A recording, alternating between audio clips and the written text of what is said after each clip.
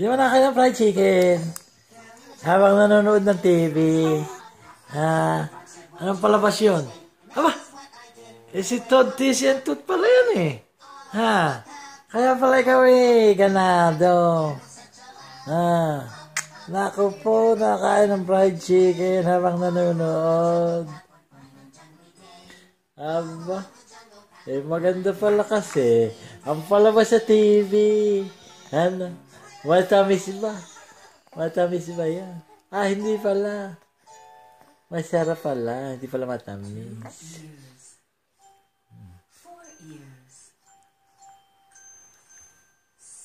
Aba? Sino ba yan? Sino ba yan? Nakain ng fried chicken na yan.